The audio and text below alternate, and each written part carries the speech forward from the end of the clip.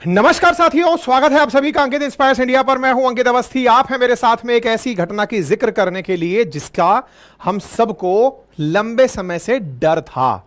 डर क्यों था? क्योंकि भारत के जम्मू कश्मीर में, जम्मू रीजन में हाल ही में जिस तरह की आतंकी घटनाएं बढ़ रही थी, उन्हें देखकर एक पल के लिए लग रहा था कि हो सकता है कि कश्मीर में इन लोगों की पेश नहीं खा रही है आतंकियों की, इसलिए शिफ्ट होकर ये जम्मू वाले क्षेत्र में आ गए होंगे।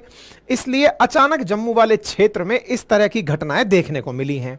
लेकिन हाल ही में जिस तरह के दावे किए गए हैं कुछ ऐसे उच्च अधिकारियों द्वारा, सेना के मुख्य अधिकारियों द्वारा, जिसे देखकर यह लग रहा है कि ये किसी आतंकी की नहीं अपितु प्रॉपर तरीके से ट्रेनिंग प्राप्त किए हुए कमांडोज की हरकत है, उसके बाद से भारत सरकार एक्शन में है। और एक्शन में होते हुए बॉर्डर की सुरक्षा जिस बल की जिम्मेदारी थी, उसके सबसे बड़े अधिकारियों को भारत सरकार द्वारा उनके समय से पहले ही हटा दिया गया है। यानी कि बॉर्डर सिक्योरिटी फोर्सेस, जो भारत पाकिस्तान सीमा की सुरक्षा का काम संभालती है, उसके डीजी को और स्पेशल डीजी को तत्काल प्रभाव से हटा दिया गया है। दैट मींस डेफिनेटली कुछ ना कुछ तो ऐसे सिक्योरिटी लैप्सेस थे जिनके चलते इतने सख्त कदम उठाए गए हैं। लेकिन ये सारी चर्चाएं क्यों हो रही हैं? इसके पीछे कौन सी समानता है और अल्टीमेटली क्या चर्चाएं हम कर रहे हैं? असल में साथियों, हाल ही में भारत ने कारगिल पर अपनी सफलता के 25 साल पूरे किए हैं। हमारा पड़ोसी मुल्क, जिस पर सेशन करना भी पिछले 6 महीने से हमने जरूरी नहीं समझा कि इतना ऑलरेडी मर चुका है, इसे और क्या मारें, हम उसे इतना इग्नोर कर दिए। दुनिया में इतना इंटरनेशनली हम चर्चाओं में लीन हो गए कि पाकिस्तान की ना तो इस चुनाव में कोई चर्चा की और ना ही उसके हालात की आप लोगों ने किसी प्रकार की चर्चा होने दी कि ठीक है सर, वो ऑलरेडी मर चुका है। लेकिन कहते हैं ना, कुछ पूंछें ऐसी होती हैं जो टेढ़ी होती हैं, उन्हें कितना भी सीधा करने का प्रयास करिए वो सीधी नहीं हो पाती हैं। कारगिल में जो मार खाई थी आज से 25 साल पहले, उसके बावजूद फिर वैसी ही घटना दोहरा रहा है। ऐसा हमारी ऑब्जर्वेशंस का, बहुत से सैन्य अधिकारियों का, टॉप ऑफिशियल्स का मानना है कि जिस तरह कारगिल में उसने इन्फिल्ट्रेट करके लोग घुसाए थे, वैसे ही जम्मू वाले रीजन में बॉर्डर से कुछ लोगों को अंदर घुसा दिया है, जिनकी संख्या 600 तक हो सकती है, जिसकी वजह से जम्मू रीजन में इतनी सारी घटनाएं बढ़ी हैं। आइए सारी घटनाओं को विस्तार से समझते हैं, सारे डॉट्स को कनेक्ट करने का प्रयास करते हैं और अंत में बताएंगे कि भारत सरकार ने इससे निपटने की क्या कुछ तैयारियां कर दी हैं। जीत तो ये तब भी नहीं पाएगा, इसकी पूंछ टेढ़ी भले ही हो, इस बार पूंछ ही हटानी पड़ जाएगी। लेकिन हां, फिर भी चलिए एक बार के लिए समझते हैं घटनाक्रम क्या है सिलसिलेवार तरीके से। मेरे प्यारे साथियों, धरती पर स्वर्ग कहा जाने वाला जम्मू कश्मीर, जम्मू कश्मीर में जब 370 हटाया गया, उसे पूरी तरह से भारत सरकार के नियंत्रण में लाया गया। एक प्रकार से केंद्र की सभी योजनाएं जो पहले प्रॉपर तरीके से नहीं पहुंच पाती थी, उन्हें लाने का प्रयास किया गया। उसके बाद घाटी में काफी शांति देखने को मिली। यह शांति ऐसी थी कि यह बहुत लोगों को रास नहीं आ रही थी। विशेष रूप से पाकिस्तान के तो यह तमाचे के समान थी कि साहब, आपने इतना ज्यादा ढिंडोरा पीटा कि कश्मीर की जनता दुखी है। कश्मीर में जब से 2019 के बाद 370 हटी है, तब से ना तो कोई स्टोन पेल्टिंग की खबर आ रही है। जिस जगह उठाकर लाल चौक पर एनी टाइम पाकिस्तानी झंडे टकते थे, अब बढ़िया से इंडियन फ्लैग टक रहा है। बढ़िया लोग जाकर तस्वीरें खिंचवा रहे हैं। इतना टूरिज्म, इतना इन्वेस्टमेंट, इतना जबरदस्त तरीके से लोग अपने अपने काम धंधों में बिजी हो गए हैं। तो अल्टीमेटली वो सब चला कहां गया? इस बात का जवाब पाकिस्तान को मिल नहीं रहा था। कश्मीर में दाल नहीं गली, क्योंकि कश्मीरी जनता समझ गई कि उसके हित में क्या है। उसको यह समझ में आ गया कि किस तरह प्रोग्रेस के साथ रहते हुए इस स्वर्ग के आनंद लिए जा सकते हैं। लेकिन जो वहां पर घुसे हुए इन्फिल्ट्रेटर्स थे, जिनकी दाल कश्मीर में नहीं गली, वो कश्मीर से जस्ट पहले जम्मू में आ गए और आकर के कुछ ऐसा कोहराम मचाए कि जम्मू वाले रीजन में बॉर्डर से टच होते हुए राजौरी, रियासी, पुंछ, ये जो मीरपुर, ये वाले जो क्षेत्र हैं, इन क्षेत्रों में जो कि पीओके से कनेक्टेड हैं, ये जो वाले जो पुंछ और राजौरी वाले, रियासी वाले जो क्षेत्र हैं, इन क्षेत्रों में इन लोगों के द्वारा अपने स्तर पर बहुत बहुत सारी हरकतें ऐसी की गई जो कि कश्मीर में पहले देखी जाती थी, वो यहां पर दिखना शुरू हुई। हमने इन पर कई सेशन भी किए और हमने ये बताया कि कश्मीर की तुलना में जम्मू में आतंकी घटनाएं बढ़ क्यों रही हैं। इस पर हम ऑलरेडी सेशंस कर चुके हैं, संभवतः आपने हमारे सेशंस देखे भी हों। फिलहाल के लिए मैप को अगर ध्यान से समझें तो हम जान पाएंगे कि जिस जम्मू कश्मीर को हम समझते हैं, उस जम्मू कश्मीर में दक्षिण की तरफ वाला जो जम्मू का हिस्सा है, उसके कुछ किनारे वाले हिस्सों पर पाकिस्तान का कब्जा है। पाकिस्तान के कब्जे वाले क्षेत्र से जम्मू वाले क्षेत्र में इन्फिल्ट्रेशन आसान भी है और लोगों की नजर में भी नहीं आता, क्योंकि ज्यादा पॉपुलेशन यहां पर मतलब मिक्स प्रकार की है, यानी हिंदू मुस्लिम यहां ज्यादा हैं।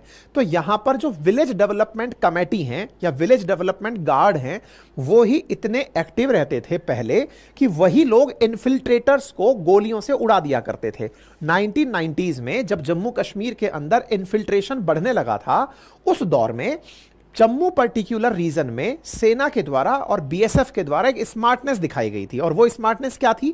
यहां के लोगों को गन चलाने की ट्रेनिंग देना। 303 राइफल्स दे दी थी और उनसे कहा था कि देखो, कश्मीर घाटी से तो कश्मीरी पंडितों को भगाया जा रहा है, लेकिन आप इस क्षेत्र के अंदर जहां हिंदू मुस्लिम ज्यादातर सामान्य रूप से पाए जा रहे हैं, आप अपने यहां से हिंदुओं को पलायन मत होने देना। ऐसी स्थिति में इस क्षेत्र के लोगों को पुलिस के द्वारा, फोर्सेस के द्वारा गन उपलब्ध कराई गई थी और उन्हें ट्रेनिंग दी गई थी। अगर आपके साथ कोई भी ऐसा करे तो उसे गोली से उड़ा देना। और हुआ भी यही साथियों, यहां पर कुछ भी आतंक की घटनाएं प्रमोट ही नहीं हो पाई। कश्मीर में जो दुर्घटनाएं हुई थी, जम्मू वाले रीजन में वो नहीं हो पाई थी। विलेज डेवलपमेंट गार्ड्स, जो वर्तमान में विलेज डेवलपमेंट कमेटी कहलाती हैं, उनकी वजह से। लेकिन जम्मू में जब आतंकियों की दाल नहीं गली तो उन्होंने अपना फोकस कश्मीर पर ही शिफ्ट कर दिया। चाहे कश्मीरी पंडितों को हटाना हो या कारगिल जैसी घटनाओं का होना हो, आतंक का साया बढ़ना हो, यह कश्मीर में केंद्रित होने लगा था। जम्मू अभी तक सुरक्षित चल रहा था। इवन दो ये पाकिस्तान के बिल्कुल नजदीक बॉर्डर टच करता है, लेकिन फिर भी सेफ तरीके से चल रहा था।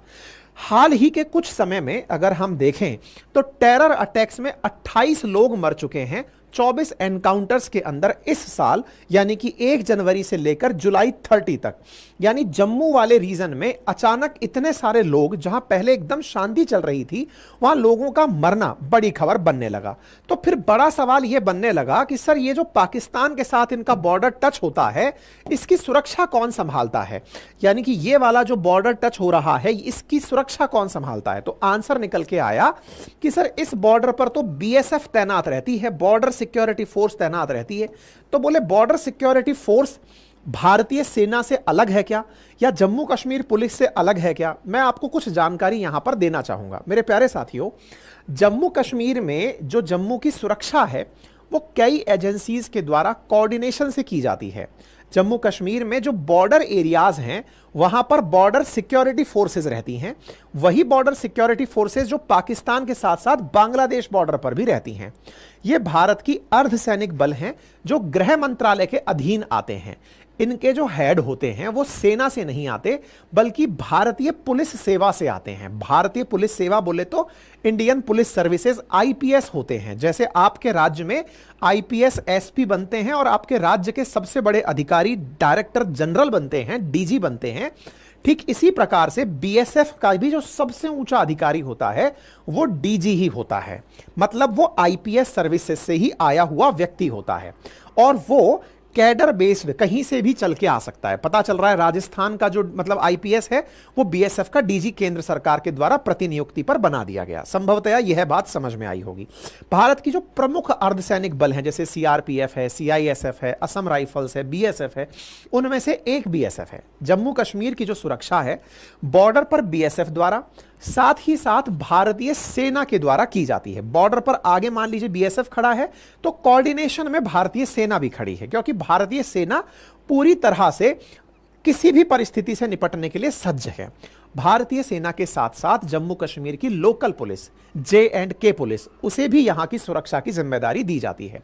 यहां पर जैसे एयरपोर्ट्स हैं या फिर कोई इंडस्ट्रियल एरिया है या कोई केंद्रीय ऑफिसेज हैं, उनकी सुरक्षा सीआईएसएफ द्वारा की जाती है। इसके अतिरिक्त भी आर्मी इंटेलिजेंस, आईबी, RANW, ये सारी वो एजेंसीज हैं जो मिलकर के जम्मू कश्मीर की सुरक्षा सुनिश्चित करती हैं।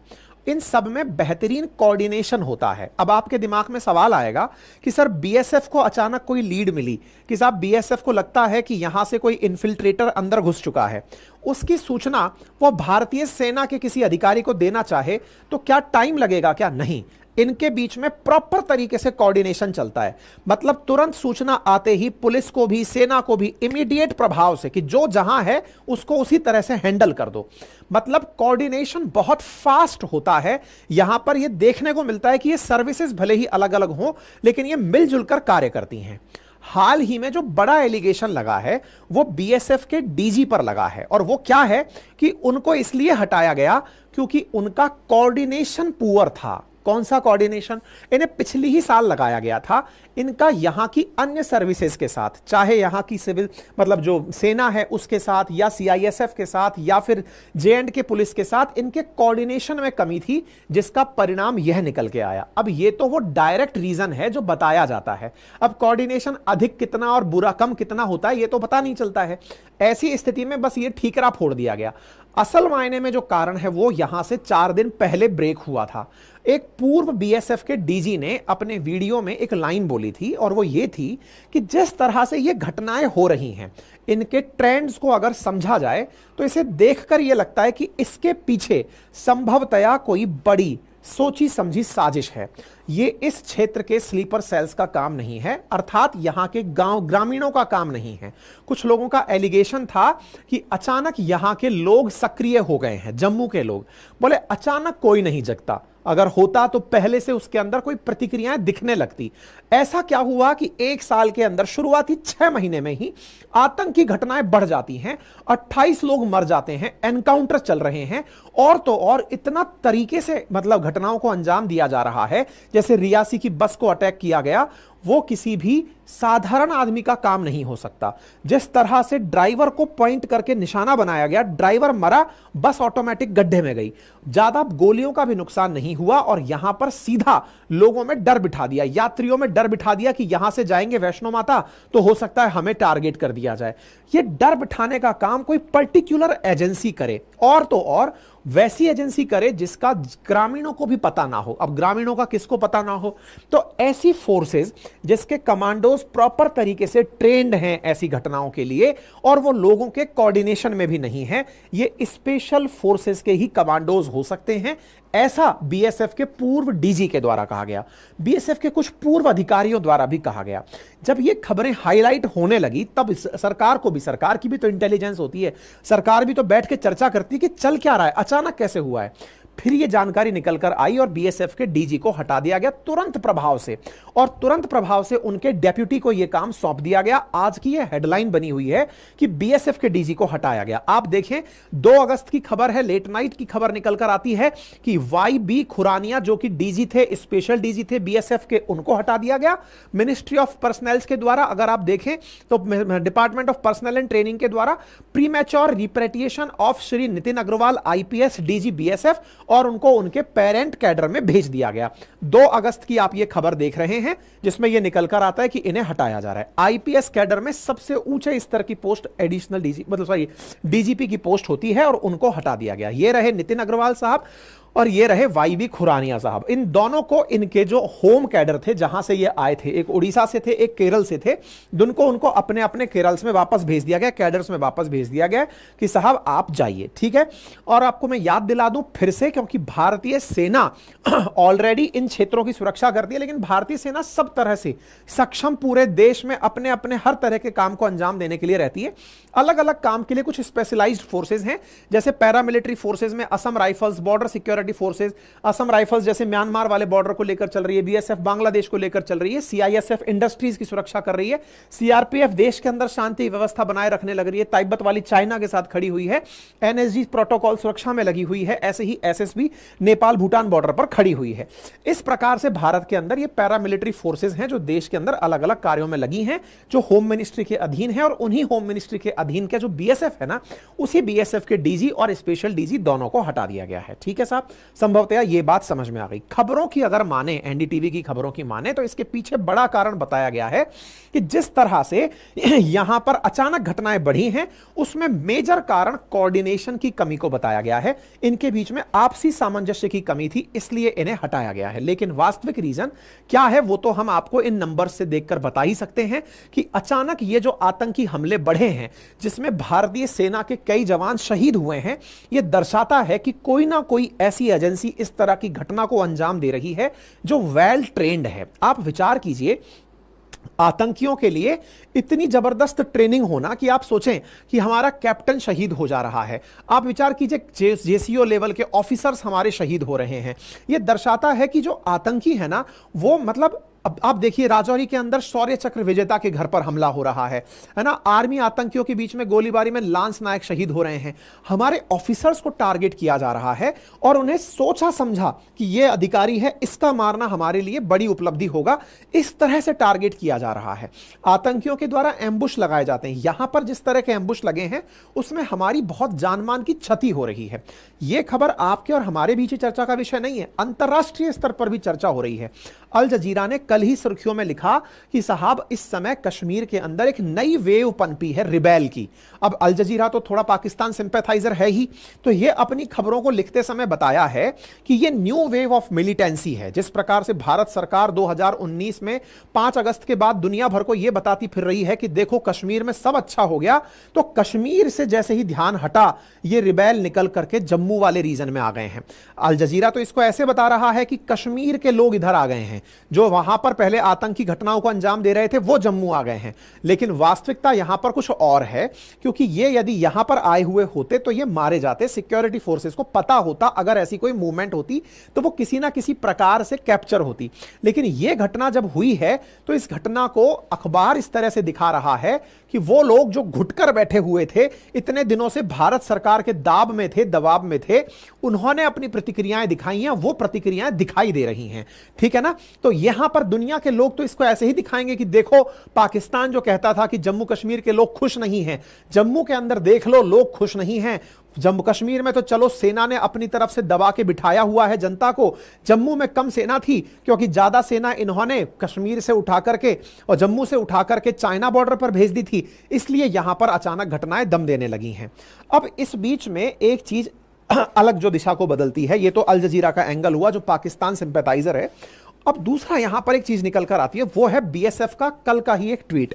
बीएसएफ जम्मू की तरफ से एक ट्वीट आता है और वो क्या है कि स्पेशल इंटेलिजेंस मिली थी बीएसएफ को, जिसमें ऑपरेशन चला बीएसएफ के बीच में, आर्मी के बीच में और जम्मू कश्मीर पुलिस, तीनों के बीच में वेल कोऑर्डिनेटेड कोऑर्डिनेशन के साथ जब एक ऑपरेशन लॉन्च किया गया, सर्च ऑपरेशन, तो उसके अंदर भारी मात्रा में हथियार, बारूद, एक्सप्लोजिव बरामद किए गए कालाकोट रीजन राजौरी से। अगर आप इस क्षेत्र को देखें तो एक तस्वीर आपको यहां दिखेगी जो आपको सोचने पर विवश करेगी। आपके दिमाग में प्रश्न बनने लगेगा कि साहब, एक तरह से यह बताइए कि जब बॉर्डर पर इतनी जबरदस्त फेंसिंग हो रखी है तो इस फेंसिंग के बाद कोई अंदर कैसे आ गया? आंसर मिलता है इस प्रकार की टनल से। अगर आपने एक वो पूरी उरी सर्जिकल स्ट्राइक के ऊपर एक फिल्म बनी हुई है, अगर आपने उसको मूवी को देखा हो तो उसमें आपने एक सीन देखा होगा कि भारत से जब पाकिस्तान के अंदर अटैक करने के लिए सेना के जवान जाते हैं तो वो किसी टनल की सहायता लेते हैं। ऐसी ही टनल यहां पर दिखाई गई है। ऐसी यहां पर कई टनल्स हैं जिन टनल्स के माध्यम से, क्योंकि ध्यान किसी का था नहीं कि जम्मू रीजन में ऐसा हो जाएगा, टनल्स के माध्यम से भारी मात्रा में आर्म्स एंड एम्यूनिशन निकलकर पहाड़ों के बीच में जो बची हुई रास्ते हैं वहां से निकालकर पहुंचाया गया है। ऐसी टनल्स सुर्खी में आ रही हैं और यह कहा जा रहा है कि यह पर्टिकुलरली टारगेट कर रहे हैं आर्मी को और भारतीय सेना बीएसएफ के जवानों को। ठीक है, इसके पीछे भारतीय सेना की क्या कमी बताई जा रही है? बोले जम्मू को शांत इलाका कंसीडर कर लिया था भारतीय सेना ने। क्यों कंसीडर कर लिया था? बोले जम्मू में कुछ देखने को ही नहीं मिल रहा। तो जब चाइना से गलवान वैली इंसिडेंट हुआ 2020, तो उसके बाद यहां से उठा करके सेना को गलवान की तरफ भेज दिया गया। जब वहां भेजा गया तो जम्मू में सिक्योरिटी फोर्सेस कम हुई और उसका लाभ उठा करके पाकिस्तान की तरफ से अपने एसएसबी के एसएसएफ के बटालियंस को यहां से एंट्री करा दिया गया और इस बॉर्डर से एंट्री कराकर उन्हें सक्रिय कर दिया गया। पाकिस्तान की आर्मी ने अपने एसएसजी जो कमांडर्स हैं वो जम्मू के कुपवाड़ा टेरर अटैक में इस्तेमाल किए। ये 29 जुलाई को खबर वायरल होती है जब एक farmer top of police official जो डीजी रैंक के हैं उनके द्वारा कही जाती है। उन्होंने कहते हुए कहा कि जो कुपवाड़ा के अंदर घटना हुई है वो एसएसजी कमांडोज के द्वारा ही की जा सकती है, आतंकियों द्वारा नहीं। और तो और उन्होंने प्रॉपर तरीके से इसका वीडियो दिया और उन्होंने इस पर अपनी, क्योंकि भाई इतने पुलिस के बड़े ऑफिशियल हैं, पूरा उस क्षेत्र में काम उनका रहा है, तो उन्हें इस क्षेत्र की जानकारी भी है और उन्हें यह पता है कि इस तरह का जो काम करने वाली एजेंसी है वो कौन सी हो सकती है। उनका नाम है एसपी वैद और एसपी वैद ने क्लेम किया कि 600 स्पेशल सर्विस ग्रुप के जो पाकिस्तान की सेना के स्पेशल सर्विस ग्रुप के आईएसआई के मिलिटेंट मतलब जो सैनिक हैं जो कि भेष बदल करके भारत में एंट्री किए हैं, वो कमांडोज हैं और वो चिन्हित होकर के जम्मू कश्मीर में एंट्री कर रहे हैं और अटैक कर रहे हैं। ठीक है, अब मैं थोड़ा सा आपको इस एसएसजी के बारे में बता देता हूं जिसकी सुर्खी है। असल में जो एसएसजी है इसको पाकिस्तान में मरून बैरेट्स के नाम से भी जाना जाता है, ब्लैक स्टॉर्क्स के नाम से भी जाना जाता है। यह असल में यहां की एक स्पेशल सर्विस ग्रुप है जिसको 5 प्रकार के काम दिए जाते हैं। विदेशों में आंतरिक रक्षा, दूसरा दूसरे की जानकारी जुटाना, टोही, डायरेक्ट एक्शन लेना, आतंकवाद विरोधी अभियान करना और अपरंपरागत युद्ध करना। परंपरागत युद्ध में तो सेना लड़ती है, अगर कोई भी गुरिल्ला वॉरफेयर करना है, अनप्लान्ड तरीके से लड़ना है, जैसे आतंक को ही अपरंपरागत युद्ध कहिए, तो इस तरह से आतंकी घटनाओं को अंजाम देना है, तो ये एसएसजी इनका यही कार्य करती है। 1956 में यह स्थापित हुई थी, पाकिस्तान की आर्मी का यह हिस्सा है और इसके द्वारा counter terrorism, unconventional warfare, special operations, इस तरह की चीजें अंजाम दी जाती हैं। यह पाकिस्तान की आर्मी की स्ट्रेटेजिक फोर्सेस कमांड से बिलोंग करती है और इसे मरून बैरेट्स के नाम से भी जाना जाता है। इस मरून बैरेट्स के द्वारा ही इसके कमांडोज को आप स्पेशल वॉर टैक्टिक्स और पहाड़ों की वॉर टैक्टिक्स में देख सकते हैं। जो जानकारी इसके बारे में उपलब्ध है, शुरुआत में इसे अफगानिस्तान बॉर्डर पर लगाया गया था, फिर धीरे धीरे इसे भारत के साथ में टच करने का काम किया गया और इस बारे में जो कमेंट किया है वो एसपी वैद साहब, जो शेषपाल वैद हैं, जो कि पहले डीजीपी रह चुके हैं जम्मू कश्मीर के 16 से 18 के अंदर। उन्होंने इस बात को कहा और उन्होंने कहा कि पाकिस्तान के टॉप आर्मी कमांडर्स हैं इस घटना के पीछे जम्मू वाले रीजन में, और जिस प्रकार से ये लोग प्रिसीजन के साथ इस कार्य को अंजाम दे रहे हैं, ये पूरी तरह से ये समझने वाली बात है कि ये बहुत। इन्होंने एक व्यक्ति का नाम लिया, आदिल रहमानी। आदिल रहमानी इसके पीछे सारा काम संभाल रहा है। इसमें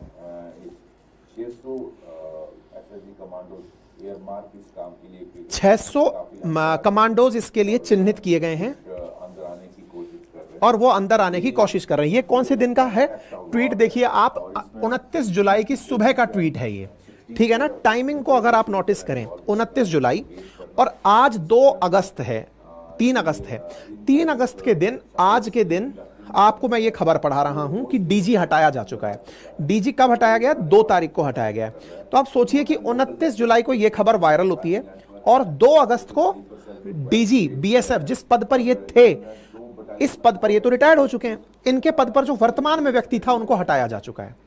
जिसका नाम इन्होंने लिया कि ये काम कर कौन रहा है, तो बोले पाकिस्तान की सेना के अंदर एक मेजर जनरल रैंक का आदमी है, आदिल रहमान। वो एसएसजी जो फोर्सेस है उसका जीओसी है, जनरल ऑफिसर कमांडिंग है, जीओसी है, स्पेशल सर्विस ग्रुप का, उसे ये पर्टिकुलर काम दिया गया। अब आप पूछेंगे इन्हें ये कहां से पता चल गया?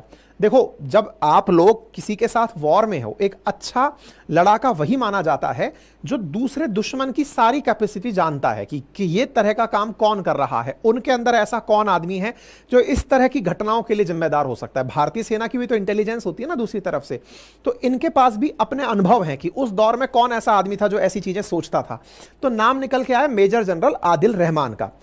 इन्होंने अपनी तरफ से फिर आज की इस घटना पर भी ट्वीट करते हुए कहा कि यह एक वेलकम मूव है गृह मंत्रालय के द्वारा कि उन्होंने अकाउंटेबिलिटी तय करते हुए उन ऑफिसर्स को पद से हटाया साथ ही साथ ये यही नहीं रुकना चाहिए, और लोग भी जो एडमिनिस्ट्रेशन में इसके प्रति जिम्मेदार हैं, चाहे वो स्टेट गवर्नमेंट के हों चाहे गवर्नमेंट ऑफ इंडिया के हों, उन पर कार्रवाई की जानी चाहिए, क्योंकि ये भारी चूक का मामला है। इसी तरह से एक और पत्रकार और एक्टिविस्ट टाइप के आदमी हैं, उन्होंने भी अपनी तरफ से ये सारे पॉइंट मेंशन किए जो यहां पर वैद साहब के द्वारा मेंशन किए गए। क्या पॉइंट्स हैं, जरा एक बार आप भी सुन लीजिए। पहला, ये एसएसजी का एक जनरल ऑफिसर कमांडिंग है जो मेजर जनरल रैंक का आदमी है, आदिल रहमानी, वो इस तरह के जम्मू रीजन्स में अटैक करवा रहा है। नंबर दूसरा, एसएसजी बटालियन इन्फिल्ट्रेट हो चुकी है कम से कम 600 कमांडोज को लेकर कुपवाड़ा रीजन में। नंबर दो, नंबर तीसरा कहा गया है कि जो जिहादी स्लीपर सेल था उसको एक्टिवेट किया गया है और एसएसजी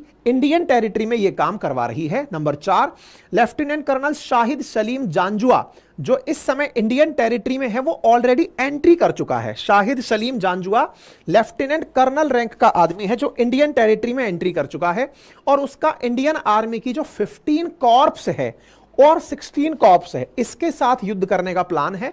यहां पर 2 मेजर बटालियंस को मुजफ्फराबाद में रेडी रखा गया है जम्मू कश्मीर के लिए। यानी कि जो पाकिस्तान इतने दिन से गरीबी की मार के चलते आपने तरस खा के छोड़ दिया था, विशेष रूप से अपन ने भी पूरी तरह से अंकित इंस्पायर इंडिया पर लंबे 6 महीने से उसकी कोई चर्चा ही नहीं की, वही पाकिस्तान इस तरह की घटनाओं को अंजाम दे रहा है और पाकिस्तान के एसएसजी के कमांडोज को इसके अंदर घुसा दिया गया है।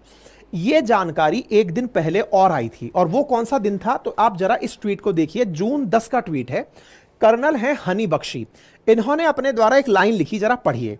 दे are SSG, this is not a terrorist act, it's a pure military precision, it's the same signature all along. ये किस घटना की बात कर रहे हैं? जब रियासी के अंदर बस पर हमला हुआ था ना, तो बस पर जब हमला हुआ था तो ये कर्नल साहब हैं हनी बख्शी, इन्होंने इस अटैक को देखकर कहा था कि ये, और सोचो 10 जून को ही इन्होंने कह दिया था, जिस दिन ये घटना हुई थी उस जून को ही इन्होंने कह दिया था कि ये घटना टेररिस्ट घटना नहीं है, क्योंकि ये इतना प्रिसीजन के साथ की गई घटना है, जितना ध्यान से की गई घटना है कि ड्राइवर को मारो, ड्राइवर मरेगी, बस जाएगी। ये दिमाग लगाकर कम खर्चा और ज्यादा नुकसान पहुंचाने की जो कला है, ये केवल और केवल एसएसजी का वार टैक्टिक्स है। सेना के लोग जानते हैं दूसरी की काबिलियत भी कि वो कौन हो सकता है। उन्होंने 10 जून को ही इस बात को, तो एक तरह से ये समझिए कि इतने सारे प्रमाण इकट्ठे हो चुके हैं कि कहीं ना कहीं जम्मू के अंदर इन्फिल्ट्रेशन हुआ है, और अगर इन्फिल्ट्रेशन हुआ है तो ये एक्ट ऑफ वॉर है। दूसरे देश की सेना अगर आपके सीमा में घुस जा रही है तो ये एक्ट ऑफ वॉर है, जैसे कारगिल के समय हुआ था। इसका मतलब पाकिस्तान अपनी कायराना हरकतों से बाज नहीं आया है, क्योंकि दुनिया से उसे ताने पड़ रहे होंगे कि अरे तुम इतना ज्यादा गुनगुनाते थे कश्मीर राग, कहां चला गया। अब कश्मीर नहीं, उन्होंने जम्मू राग छेड़ दिया है। ये पूरी तरह एक्ट ऑफ वॉर है, जस्ट लाइक कारगिल, जहां लगभग 5000 सैनिकों को भेष बदलकर भारतीय सीमा में भेजा गया था, फिर भारतीय सेना ने उन्हें खदेड़ा था। ऐसा ही अब हुआ है, अब इन्हें चुन चुनकर वापस से टिकाना पड़ेगा। हाल ही में भारत ने कारगिल विजय दिवस बनाया है, ऐसी स्थिति में अब जम्मू को लेकर के भी भारत सरकार चर्चा में है, विमर्श में है। तो अब सवाल बनता है भारत सरकार ने क्या किया है और किस तरह के एक्शन रिक्वायर्ड है। तो अब जरा सुनिए। अक्सर में जो बॉर्डर एरियाज है ना, उन बॉर्डर एरियाज पर बीएसएफ सिक्योरिटी करती है। बीएसएफ के साथ साथ अब असम राइफल्स को भी जम्मू के अंदर डिप्लॉय किया जा रहा है। यह आज ही की खबर है जो आपके सामने लाया हूं। असम राइफल्स, जिसकी जिम्मेदारी इंडिया म्यांमार बॉर्डर को संभालने की है। मणिपुर में जो मणिपुर हिंसा जहां पर अपन सुनते हैं, वहां पर जो पहाड़ी इलाके हैं, उन पहाड़ी में जहां कुकी रहते हैं, उस क्षेत्र से म्यांमार की सुरक्षा करने का जो जिम्मेदारी है वो असम राइफल्स का है। भारत सरकार ने असम राइफल्स को वहां से मूव करके जम्मू भिजवाया है, यह सूचना निकल कर आ रही है सोर्सेज के हिसाब से।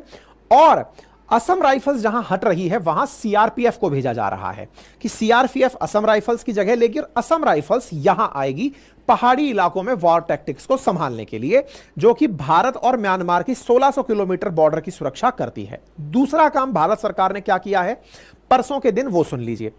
फॉरेस्ट के अंदर जहां जहां पर यह संभावनाएं हैं वहां पर 75 कैंप लगाए गए हैं, और जहां जहां टनल्स है वहां नजर रखी जा रही है। साथ ही साथ जो विलेज के डिफेंस कमेटीज हैं उनको प्रॉपर से टेरर से निपटने की ट्रेनिंग दी जा रही है। मतलब जैसे पहले विलेज डेवलपमेंट कमेटी हुआ करती थी, पहले विलेज डेवलपमेंट गार्ड्स थे, ग्रामीणों को ट्रेनिंग दी जाती थी, वैसे ही ग्रामीणों को फिर से ट्रेनिंग दी जा रही है।